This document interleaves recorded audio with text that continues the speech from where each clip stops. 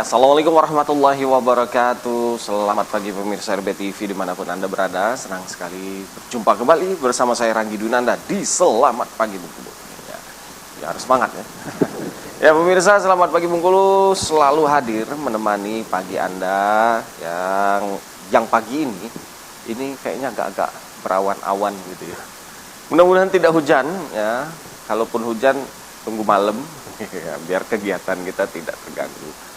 Ya pemirsa, apapun aktivitas para pemirsa yang bisa menyaksikan RBTV saat ini, entah itu di lapangan, entah itu di rumah, kantor ya, saya ingin mengucapkan selamat pagi, semangat pagi, selesaikan kegiatan, selesaikan semua aktivitasnya pada hari ini, jangan ditunda, jangan ditumpuk ya, karena besok ada lagi tanggung jawab yang baru gitu ya, jadi hari ini harus diselesaikan.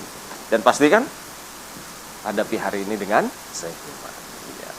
Ya pemirsa, Selamat Pagi Bengkulu akan selalu hadir dengan tema-tema menarik. Saya seringkali mengatakan informasi ini akan memberikan kita wawasan baru, informasi-informasi terupdate, dan informasinya bisa kita bagi kepada seluruh tetangga, sanak, saudara, siapapun gitu ya. Siapa tahu mereka membutuhkan informasi. Dan pada pagi hari ini tema kita yaitu mengapa terjadi hipertensi.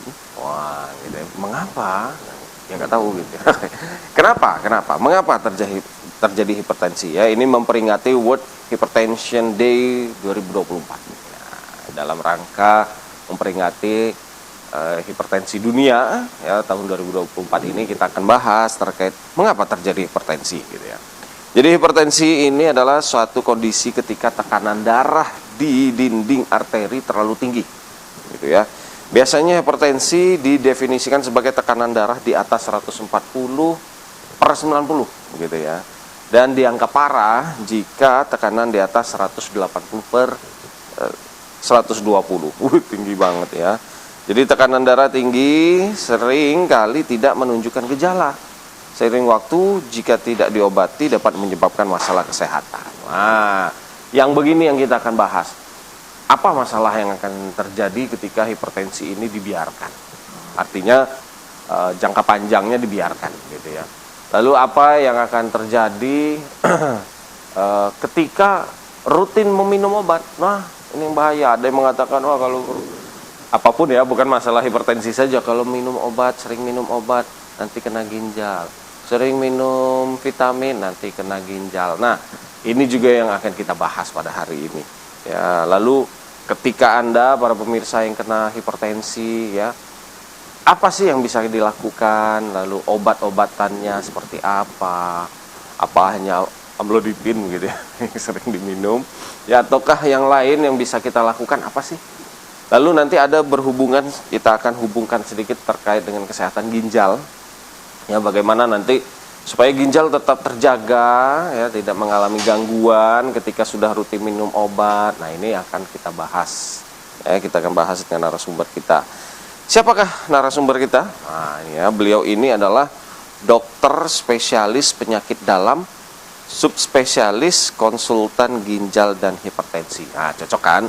Jadi kita akan bahas hipertensinya, tapi juga akan kita bahas terkait ginjal. Nah, nanti kita hubung kaitkan antara hipertensi dengan ginjalnya. Yang seperti saya katakan tadi, ketika minum obat rutin, nah apakah nanti ginjalnya bermasalah? Ya, bagaimana ketika kita sudah rutin minum obat-obatan dan bagaimana cara menjaga ginjal? Gitu ya.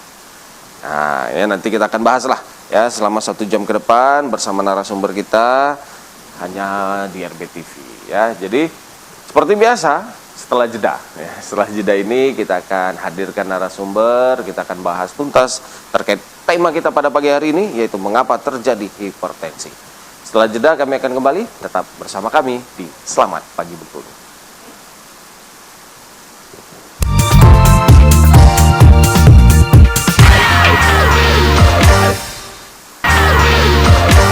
Ya, kembali lagi di Selamat Pagi Bengkulu. Pemirsa, di studio kami sudah hadir narasumber. Saya perkenalkan, ada Ibu Dr. Herleni Kartika, spesialis penyakit dalam, konsultan ginjal dan hipertensi, ada Vinasimnya. Wah, gitu ya. Kita akan membahas terkait mengapa terjadi hipertensi. Nah, ini pertanyaan.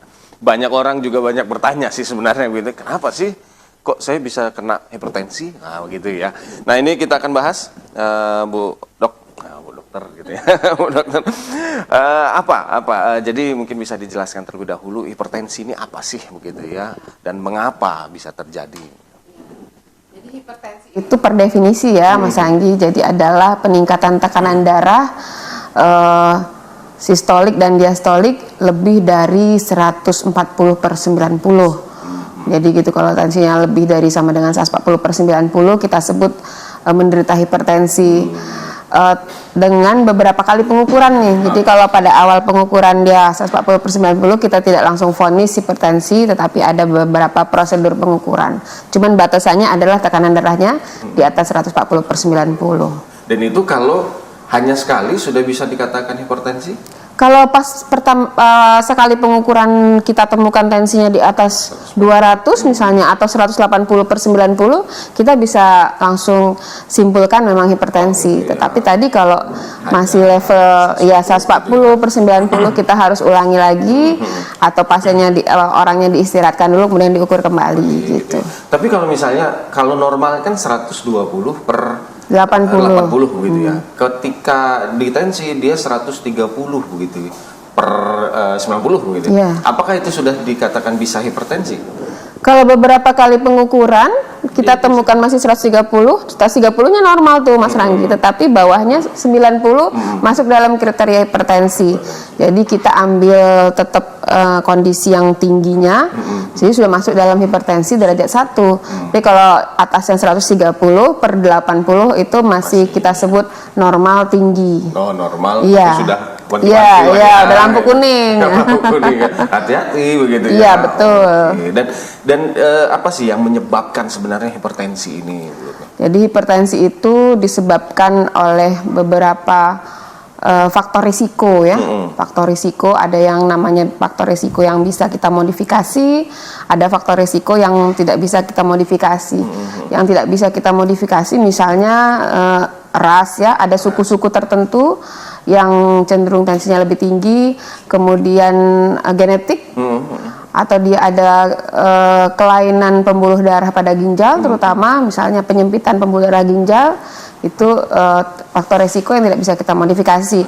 Yang faktor resiko yang bisa kita modifikasi misalnya obesitas ya, jadi lifestyle yang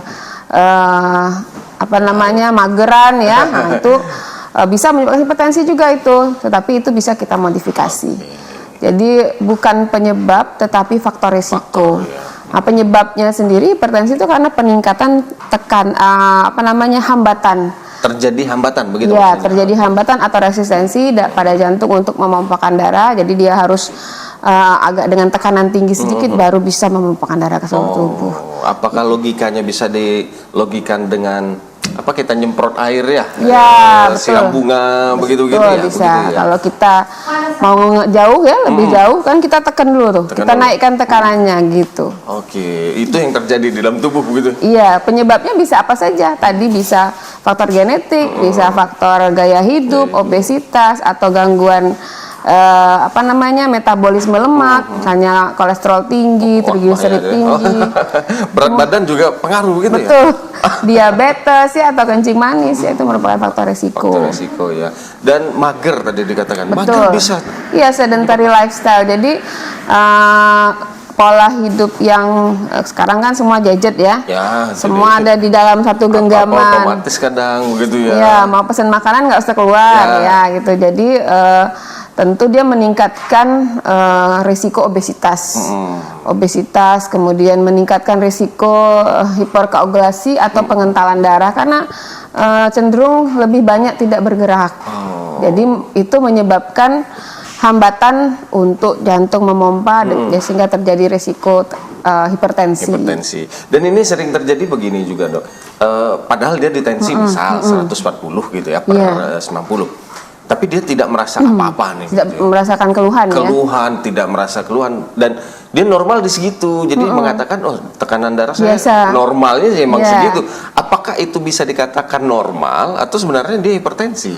Sebetulnya hipertensi. Jadi kalau dari gejalanya, hipertensi itu kita bagi dua. Oke. Jadi ada yang bergejala, ada yang tidak bergejala. Jadi kalau bergejala ya mungkin kita sudah paham, mungkin sakit di tengkuk ya, kemudian pusing gitu ya. pusing ya, kadang mual muntah.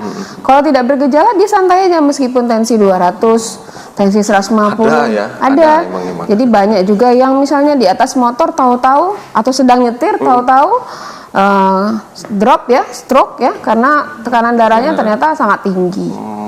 Jadi pecah pembuluh darah itu dia nggak kerasa, Nggak tahu, ya. sebelumnya tuh nggak ada gejala awal, nggak ada alarm simptom. Artinya ada yang bergejala dan ada yang tidak bergejala, Oh, ya. Untuk pemirsa ya, hati-hati berarti. Jangan mentang-mentang nggak bergejala. Oh, Iya, normal saya segini betul. gitu ya. Oke, bahaya juga. Tapi Harus waspada. Harus waspada.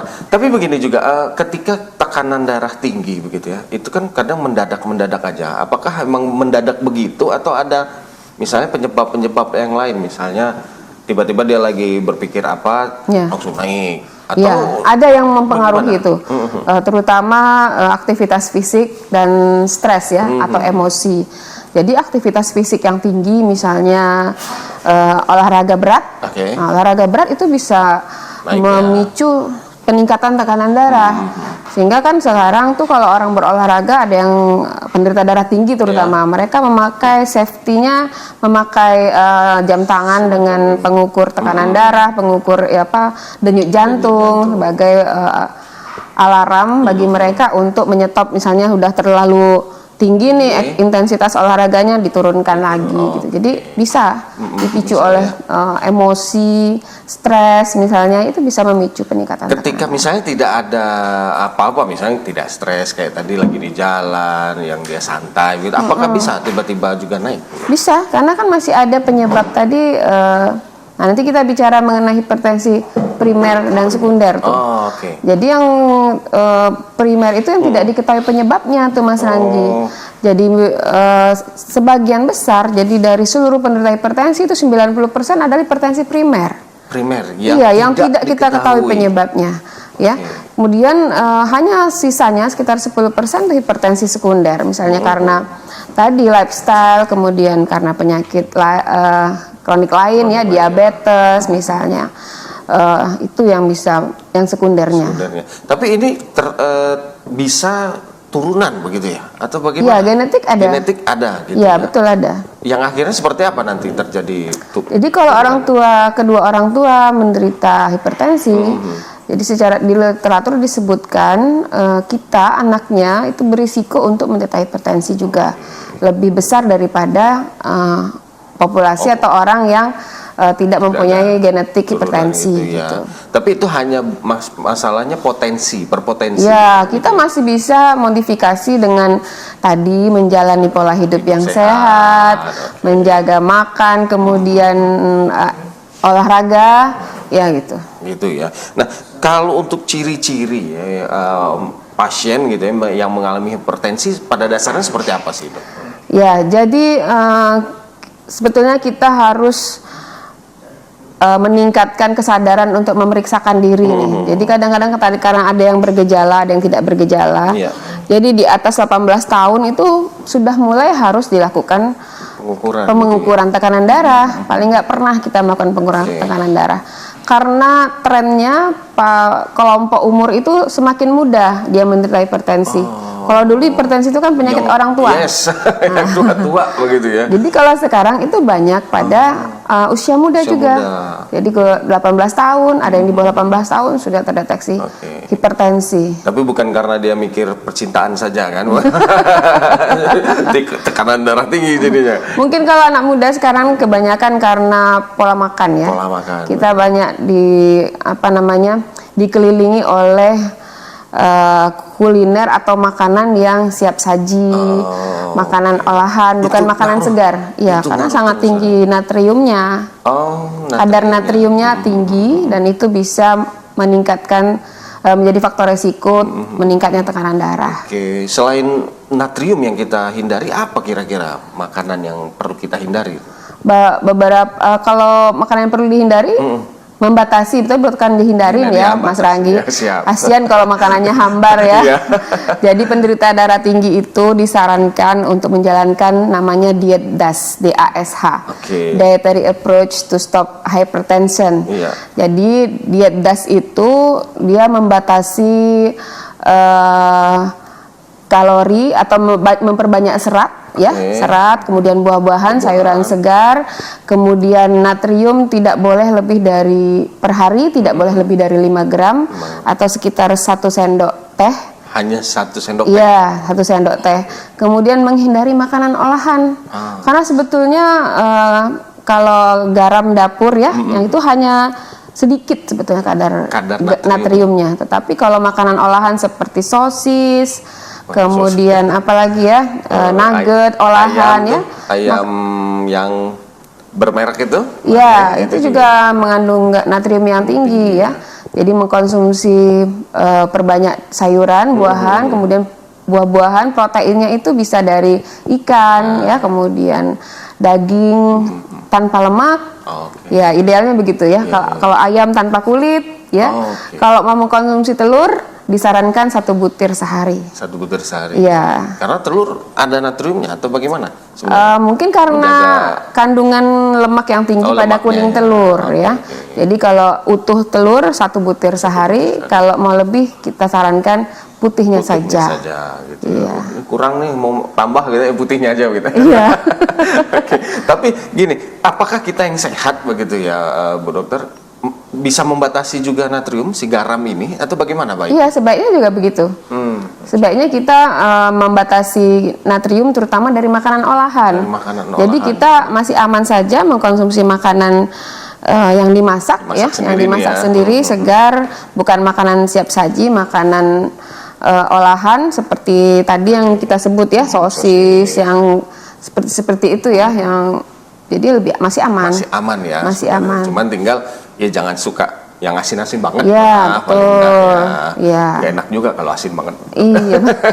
Kalau hambar bener juga enggak enak. Enak juga begitu ya. Serba salah. Tapi biasanya selera makannya jadi turun malah karena makanannya terlalu hambar. Tapi ini bisa diimbangi dengan tadi sayur, buah begitu Bu. Betul. Jadi tetap diimbangi dengan sayuran, buah-buahan.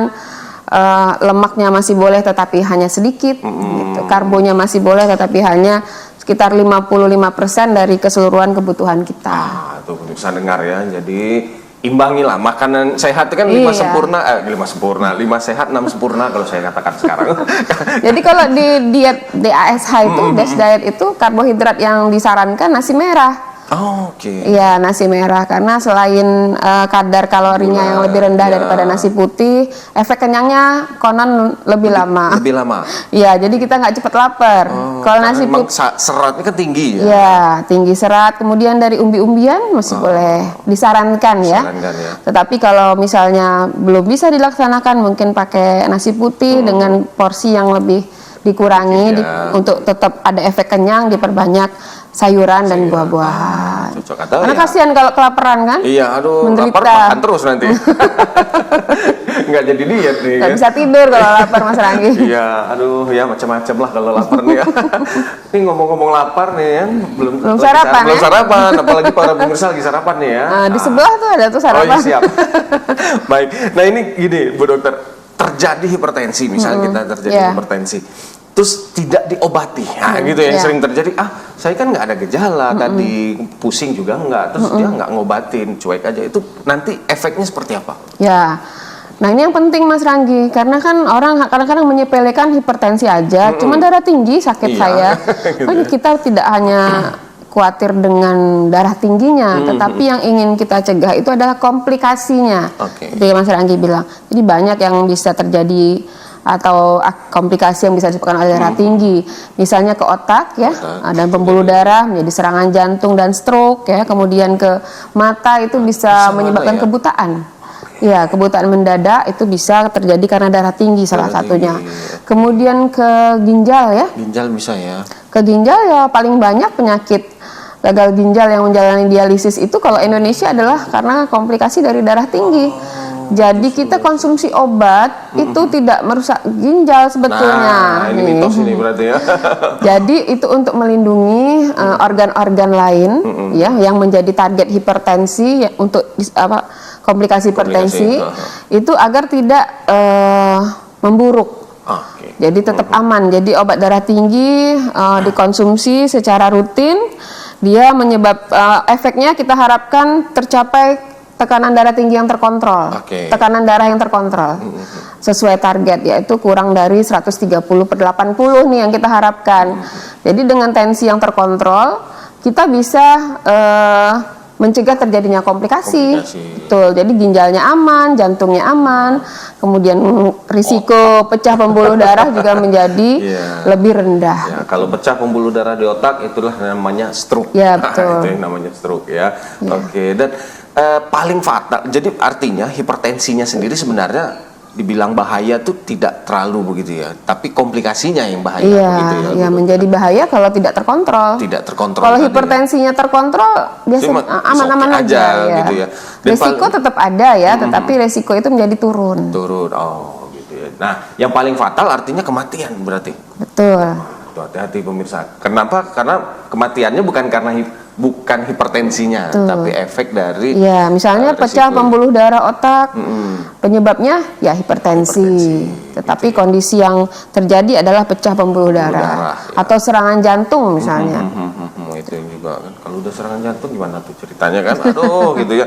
Ya sebaiknya dihindari dari sekarang lah. Ya, betul. Nah, terkait pengobatannya, gitu ya, misalnya, aduh ini saya kayaknya juga hipertensi gitu, tapi bukan yang suka ngamuk ya, maksudnya ini hipertensi yang tensi darah ya. Nah ini apa yang harus dilakukan, Bu Dokter? Ya, jadi penata laksanaan hipertensi itu harus menyeluruh. Jadi ada namanya penata laksanaan obat-obatan atau farmakologis, tetapi tetap kita iringi dengan penata laksanaan tanpa obat-obatan atau non farmakologis. Nah ini tidak boleh salah satu saja dijalani. Misalnya obat saja, tetapi dia tetap makannya hajar-hajaran gitu. Iya, makannya tidak membatasi, kemudian tidak berolahraga. Kalau dia obes tidak menurunkan berat badan. Jadi penata laksanaan tanpa obat tetap dilakukan, mengubah gaya hidup. Misalnya gaya hidupnya kurang olahraga, ditingkatkan olahraga. Bisa misalnya setiap hari boleh atau 3 kali seminggu minimal. Secara olahraganya itu terstruktur ya, jadi bukan ngepel nyapu, nyuci. Kalau ibu-ibu saya udah sering nyuci udah olahraga gitu, bukan ya? Itu bukan olahraga ya. Jadi olahraga itu dia sistematis, terjadwal, kemudian ada fun di dalamnya, jadi mengurangi stres kan. Kemudian mengubah, memperbaiki pola makan. Tadi yang tinggi garam diturunkan, kemudian misalnya hobi mengkonsumsi makanan tinggi lemak itu juga diturunkan ya, diatur lagi, karena makan dan exercise itu sangat berperan dalam mengatasi hipertensi. Jadi di penelitian disebutkan kalau kita penderita hipertensi yang obes, yang gemuk, dia bisa menurunkan berat badan 1 kilo, maka tekanan darahnya bisa turun 1-3 mm Hg. Jadi misalnya jadi dia bisa berkurang obat yang dikonsumsi atau bisa lepas obat. Iya, jadi mungkin hipertensinya sekunder disebabkan karena obesitas tadi. Jadi kalau obesitasnya teratasi, dia tensi bisa bagus, bisa lebih sehat, bisa tanpa obat, atau misalnya mengkonsumsi obat ya tidak banyak, hanya 1 misalnya gitu. Ya paling tidak ya. Ya kalau yang obesitas enaklah ideal badan itu ya. Iya, baju lebih. Kalau udah gede banget susah gerak loh itu ya. Kemudian dengan obat-obatan tadi ya, obat-obatan biasanya kita tergantung derajat berapa darah tingginya, hipertensinya. Kalau hipertensi derajat 1 atau stadium 1, kita coba dengan 1 macam obat, Mas Ranggi. Kemudian nanti dievaluasi lagi beberapa waktu ya. Tercapai target kita teruskan. Kalau dia obesnya turun, berat badannya turun, tensinya lebih turun, kita kurangi dosis. Misalnya 10 mili menjadi 5 mili.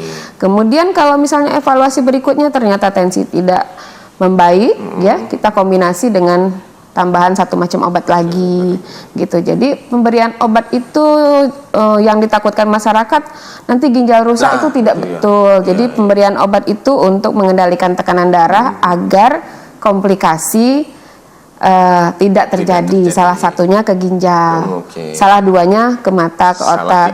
Salah tiga di Jawa. Oh iya, salah 3 dapat 7. Oh iya.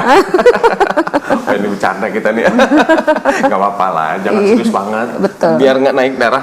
Ya biar endorfin keluar nih, hormon bahagia ya. Biar nggak stres. Kalau sudah endorfin naik gitu ya, oh hipertensi turun. Turun, betul. Betul ya, terjadi begitu ya, dokter.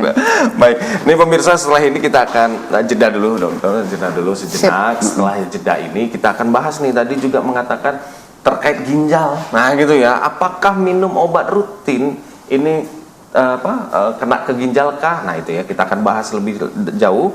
Kemudian juga kalau orang darah tinggi kan sering minum amlodipin. Ya, obat yang sangat ini ya, ngetop ya. Yang ngetop sekali. Nah kita akan bahas nih amlodipin ya. Apakah nanti kalau rutin amlodipin, apakah efek-efeknya seperti apa? Nah ini ya, setelah jeda kita akan bahas tuntas juga terkait hipertensi dan ginjal ini ya. Setelah jeda kami akan kembali, tetap bersama kami di Selamat Pagi Bengkulu.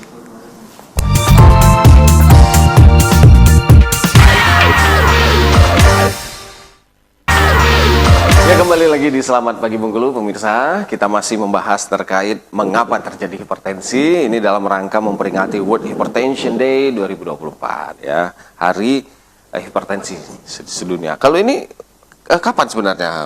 Sebetulnya diperingati tiap tanggal 17 Mei. 17 Mei ya, dalam rangka lah ya. Udah deket lah. Iya.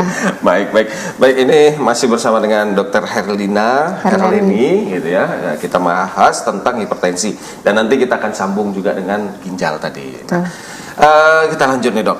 Terkait amlodipin. Ini kan jadi apa? Obat dewa apa gimana nyebutnya? Kayak kacang goreng ya. Iya, dikit-dikit darah tinggi. Apa obatnya? Amlodipin. Sebenarnya bagaimana? Apakah emang baguskah amlodipinnya? Terus kemudian ada nggak efeknya nanti kalau kita juga sembarang mengkonsumsi? Bagaimana, Dok? Ya, tentu kalau sembarangan tidak dianjurkan karena namanya obat ya.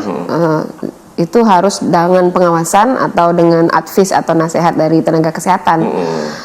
Jadi amlodipin memang direkomendasikan sebagai salah satu obat lini pertama, first line pada penanganan hipertensi, tanpa mengenyampingkan yang tadi yang non farmakologi ya, yang exercise dan lifestyle modifikasi. Jadi amlodipin adalah pilihan pertama, tersedia juga di puskesmas ya. Jadi memang secara penelitian literatur banyak sekali, banyak tidak terhitung kalau yang membahas amlodipin ini melindungi, efektif untuk menurunkan tekanan darah ya. Kemudian dia juga mempunyai efek terhadap ginjal, melindungi ginjal, melindungi kardiovaskuler, jantung dan pembuluh darah. Ya, relatif aman dan juga obatnya murah. Ya, makanya gampang didapat gitu ya. Betul, makanya masyarakat sudah sangat familiar dengan amlodipin ini. Nah, tapi kalau misalnya rutin gitu ya. Ini kan kalau misalnya pas darah tinggi naik gitu ya, minum amlodipin sih oke gitu ya. Tapi apakah ini nanti diminum rutin seperti apa? Diminum rutin tidak apa-apa. Tidak apa-apa ya? Asal sesuai indikasi.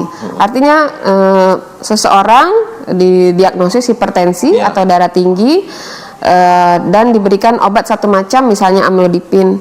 Ternyata dengan pemberian amlodipin 5 mg misalnya ya, masih dosis rendah, tensinya menjadi terkontrol.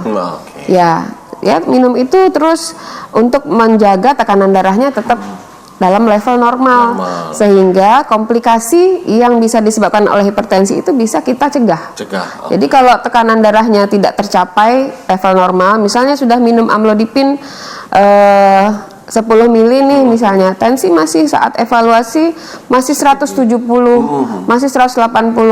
Artinya komplikasi yang disebabkan oleh darah tinggi itu terus berjalan dengan tensi yang tinggi itu. Pada kondisi itu mungkin kita harus tanya lagi, Bu, apa diminum terus atau kadang-kadang? Masyarakat juga kadang-kadang tuh ya, hari ini minum, besok enggak. Sedangkan amlodipin itu efeknya 24 jam. Jadi dia menjaga tekanan darah selama 24 jam. Jadi kalau misalnya sampai 3 hari nggak minum, sedangkan memang sudah ada hipertensi, tentu tensinya bisa resiko naik. Pada saat tensinya sering naik atau tidak terkontrol, kita bilang itulah komplikasi terjadi. Komplikasi terjadi. Dan yang sering juga ditanya akhirnya ketika rutin minum amlodipin, apakah tadi ginjal akan bermasalah? Jadi efeknya ke ginjal ya? Atau seperti apa? Ya, jadi itu mitos. Ya. Itu tidak benar ya. Jadi amlodipin banyak penelitiannya mempunyai efek protektif atau efek melindungi ginjal. Bahkan pasien dengan gagal ginjal pun masih aman tuh pakai amlodipin. Ya, karena dia bekerjanya di sentral atau di pusat. Jadi bukan langsung ke organ ginjal atau pembuluh darahnya, bukan langsung gitu. Jadi mengkonsumsi amlodipin setiap hari aman ya. Asal sesuai petunjuk dokter ya. Misalnya tensinya sudah mulai turun, jangan lagi minum 10 mili terus. Kita bisa turunkan 5 mili misalnya begitu. Jadi jangan takut, justru tekanan darah yang terkontrol itu melindungi ginjal. Supaya tidak mengecil, supaya tidak turun fungsinya. Nah itu ya pemirsa. Dan juga kalau seandainya tekanan sudah normal gitu ya, untuk jaga-jaga kan masih nih minum gitu ya. Apakah akan ada efek jadi malah tekanan darah rendah begitu? Bisa ya, terutama mungkin kalau terlalu ketat membatasi garam. Jadi natrium atau garam itu sebetulnya kita masih butuh, masih perlu ya. Jadi kalau terlalu ketat, kadang-kadang mungkin orang tua kita tuh darah tinggi, anak-anak tidak boleh makan garam sama sekali tidak ya. Sedangkan garam itu perlu untuk menjaga viskositas atau kelenturan pembuluh darah, dia perlu. Jadi kalau membatasi natrium terlalu ketat bisa turun juga tensinya. Malah jadi betul ya. Dan apa namanya, kalau misalnya tadi nih kita bilang dia selain konsumsi obat juga melakukan lifestyle yang bagus. Jadi kita dosis 10 mili kita jangan teruskan 10 mili, mungkin dengan konsultasi dengan dokter. Kita sama-sama turunin nih, ibu atau bapak minumnya 5 mili saja dengan tetap melanjutkan pola makan yang sehat dan olahraga. Gitu. Nah ini artinya juga berarti harus ada saling koordinasi antara dokter gitu ya dengan kita, jangan sembarangan memutuskan gitu ya. Betul. Pengelolaan hipertensi itu juga sebetulnya sudah bisa dilakukan di level puskesmas, terutama hipertensi atau darah tinggi tanpa komplikasi. Jadi murni darah tinggi saja. Batas di bawah 180/90 itu boleh, kontrolnya cukup di FKTP. Cukup ya, aman lah ya. Gak usah ngantri-ngantri ke rumah sakit. Iya. Nah ini juga menjadi pertanyaan, merokok gitu ya, merokok, minum alkohol, ini apakah lebih rawan akan hipertensi atau seperti apa? Ya betul. Jadi merokok itu menyebabkan pembuluh darah menjadi kaku, Mas Ranggi. Kaku? Iya, menjadi kaku dan keras, dan menyebabkan kekakuan pembuluh darah itu meningkatkan tekanan di dalam pembuluh darah untuk bisa dipompakan ke seluruh tubuh. Jadi alkohol, merokok menyebabkan gangguan pada pembuluh darahnya, sehingga kekakuan pembuluh darah menyebabkan dia tensinya meningkat. Tensinya meningkat ya, bagi para teman-temanku yang merokok gitu ya. Mulai mengurangi ya. Mulai mengurangi. Kalau bisa hentikan, ya. Karena emang efeknya terlalu jahat gitu. Iya betul, terlalu banyak buruk gitu ya. Ya lebih baik dikurangi dulu sedikit-sedikit ya, kemudian mulai ditinggalkan. Kita ganti dengan gaya hidup sehat. Apalagi yang sering minum alkohol, hentikanlah segera itu karena efeknya juga merusak banget gitu ya. Baik. Nah ini untuk makanan. Nah tadi juga sudah sering dikatakan terkait yang asin-asin ya, natrium juga harus dibatasi gitu ya. Selain itu adakah yang pantangan yang harus dilakukan oleh penderita hipertensi? Dari segi makanan ya? Ya, dari segi makanan. Segi makanan memang tadi sumber karbohidrat sudah kita bahas di depan ya. Jadi karbohidrat hanya dianjurkan sekitar 55% dari 100% kebutuhan kita. Jadi 55% karbohidrat, kemudian serat itu sekitar 27% ya, proteinnya 18%, lemak sisanya. Ya, jadi sumber karbohidrat yang disarankan tuh dari beras merah, kemudian dari sumber umbi-umbian ya, kemudian tadi yang natrium ya dibatasin sekitar 1.500 miligram atau kalau dalam bentuk garam dapur itu 1 sendok teh. Ya, jadi seperti itu. Kemudian perbanyak sayur-sayuran, buah-buahan, kalium juga masih boleh diperbolehkan ya, sumbernya dari buah-buahan juga, tetapi tidak terlalu banyak, dan tentu juga harus membatasi sumber lemak. Sumber lemak. Misalnya dari kuning telur, ya, kemudian dari daging berlemak, ya. Karena sekarang kan ada yang stick yang banyak disuntik lemak ya. Nah, dengan daging meltik itu ya. Atau sate kan ada lemaknya. Gitu ya.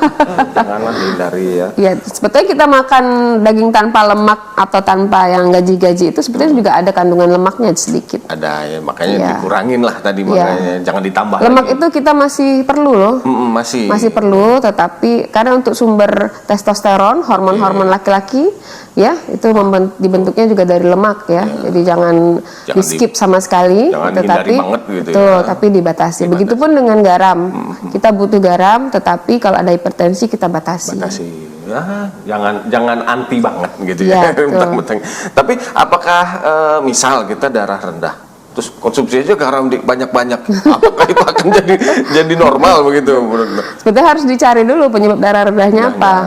Ya, apakah karena memang ada gangguan pompa jantung ya, bukan hanya karena kekurangan garam ya, gitu.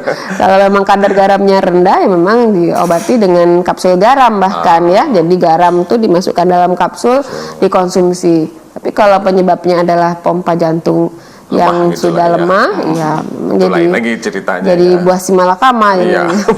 Malah dikasih garam gitu ya. Oke, tapi kita belum bahas ke arah situ ya. Saya ingin bertanya, begini, makanan apa yang bisa membantu kita menurunkan tekanan darah? Apa ini? Intinya perbanyak serat dan buah-buahan lebih banyak. Jadi namanya diet vegan tuh. Diet vegan atau vegetarian. Jadi perbanyak porsi serat dan buah-buahan ya.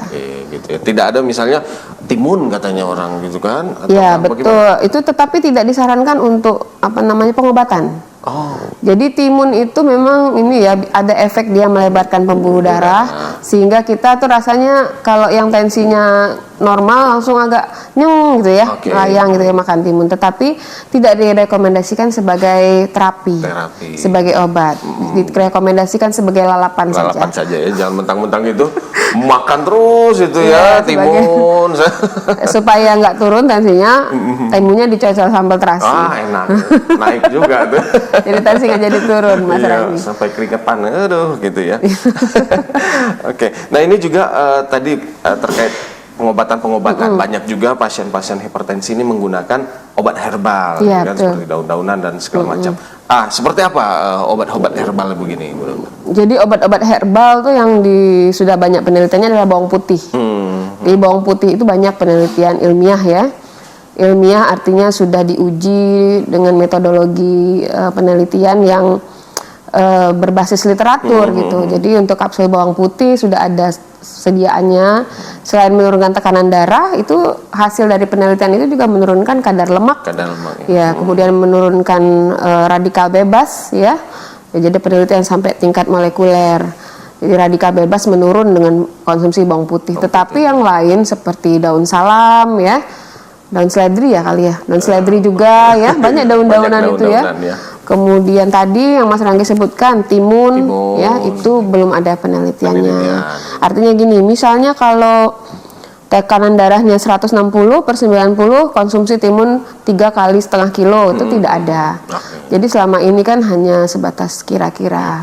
Begitupun daun salam rebus berapa lembar tidak tahu. Segenggam, ada yang bilang ukurannya harus ganjil ya gitu. Macam-macam lah. Ya. Tapi pada dasarnya itu bisa membantu sih, karena dari segi makanan begitu ya, Bro. Ya, boleh-boleh aja sebagai bumbu ya. Bumbu yang sehat gitu kan. Ya, daripada kita makan yang cepat saji. Kalau bikin pindang kan nggak enak nggak pakai daun salam. Betul sekali. Tapi untuk obat darah tinggi tidak disarankan karena tidak ada ukurannya. Belum ada penelitian sejauh itu. Target kita kan tadi mengobati darah tinggi adalah terkontrol. Terkontrolnya. Ya, jadi kita karena tidak ada penelitian, tidak ada standarnya ya, ya, standarnya berapa, jadi tidak dianjurkan. Ya, baik. Oke. Nah, lalu ini kan biasanya ada pasien-pasien yang hipertensi punya alat-alat ukur sendiri. Oh iya, bagus itu. Alat digital dan semacam. Apakah akurat bagaimana? Boleh. Saya kalau ada pasien darah tinggi ya, disarankan untuk punya gitu. alat tekanan tensimeter ya, untuk mengukur tekanan darah. Gitu ya. Ya, jadi itu namanya HBPM nih, istilah baru, Home Blood Pressure Monitoring. Jadi pengawasan tekanan darah di rumah. Jadi itu sangat baik, meskipun ya yang beredar itu tidak semua tervalidasi, tidak semua terkalibrasi, tapi paling tidak untuk edukasi pada masyarakat, dia sadar untuk melakukan pemeriksaan tekanan darah sendiri, itu sudah ada, sudah bagus lah gitu. Kalau kita ngukur setiap hari nggak masalah sebenarnya. Nggak masalah. Bukan takut, nanti pecah pembuluh darah saya gitu, enggak. Tidak. Tidak ya, tetapi memang disarankan kalau beli alat itu bukan yang di pergelangan tangan kan, tapi ada untuk Nancy di tangan ya, seperti gelang.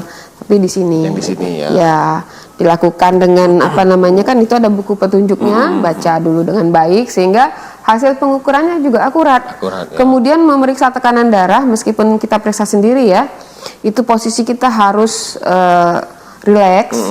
Kemudian melakukan pemeriksaan tekanan darah tidak boleh sambil bicara. Akan ini nih harus harus masyarakat tahu.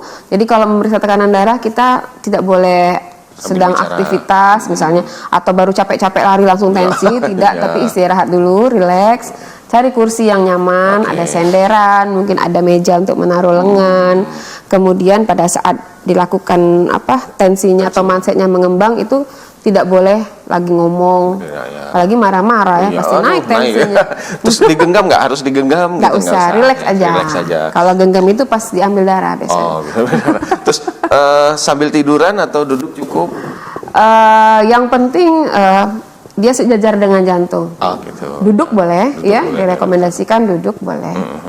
Baik, itu banyak informasi hari ini kan pemirsa. Ini karena waktu dan masih ada pasien selanjutnya, Bu Dokter. Lagi praktek. Iya. Jadi setelah ini pemirsa kita akan ada tema kedua untuk hari ini. Nah, sebelum kita masuk ke tema kedua, ini saya mau pertanyaan terakhir, pertanyaan terakhir sebenarnya.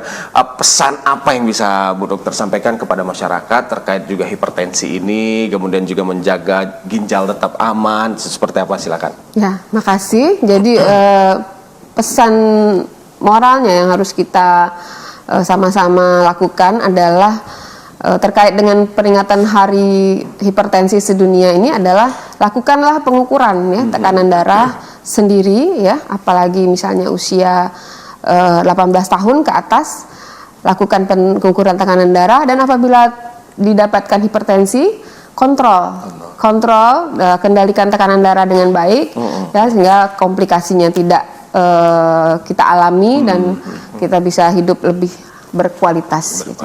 Ya, amin lah, siap. Baik, terima kasih Bu Dokter Herleni ya. Sama-sama. Sudah hadir studio kami. Ini karena ada pasien selanjutnya, jadi kita nggak potong waktu. Ya, pemirsa RPTV dimanapun Anda berada, terkait hipertensi ini, bagi kita masyarakat yang masih sehat-sehat, diukur tidak tekanan darah tinggi, jangan abai. Ya, jangan abai, tetap pola makan dijaga, pola hidup sehat dilakukan, ya, olahraga, makan buah-buahan, sayur-sayuran. Sudah, itu kembali ke natural, itu udah sehat dah. Kalau tensinya normal, masih normal, paling nggak 3 bulan sekali dia tensi. 3 bulan sekali tolong diukur ya, jangan mentang-mentang aman. Biar semakin cepat ketahuan. Ya, tiba-tiba nanti ternyata kita hipertensi kan kita nggak tahu, jadi bisa diukur. Ya, mau sebulan sekali diukur juga boleh sebenarnya, gitu ya. Setidaknya kita tetap harus tahu tensi kita ini berapa. Nah, itu yang harus kita jaga. Dan bagi para saudara-saudaraku yang lagi hipertensi saat ini, tenang saja. Nah, gitu ya. Obat-obatan ini aman untuk ginjal, tidak terlalu bermasalah di Justru ginjal. mengamankan ginjal. Justru obat-obatannya mengamankan ginjal kita. Melindungi. Nah, jadi nggak apa-apa dikonsumsi. Jangan nanti mentang-mentang takut Bu Dokter ini nanti kena ginjal terus nggak diminum, bahaya. Itu justru malah membahayakan diri kita. Nanti tiba-tiba pecah pembuluh darah di kepala, jadilah stroke. Ada tekanan darah, terus tiba-tiba pecah di jantung. Aduh, itu udah meninggal aja nanti ya. Nah, itu harus tetap dijaga, harus tetap kontrol. Jangan bandel, harus disiplin. Gitu ya. Baiklah, kalau begitu pemirsa, terus saksikan Selamat Pagi Bengkulu. Setelah ini kita akan lanjut ke tema berikutnya, yaitu tentang replanting sawit. Nah, seperti apa nanti ya? Ini kita akan hadirkan Kepala Dinas TPHP Provinsi Bengkulu. Setelah ini kita jeda sejenak, kemudian kita akan kembali lagi dengan tema yang kedua. Kalau begitu, saya Ragi Dunanda dan Bu Dr. Herleni Kartika, jeda sejenak ini kita terima kasih kepada Bu Dokter. Sama-sama. Ya, setelah ini kami akan kembali lagi. Tetap bersama kami di Selamat Pagi Bengkulu.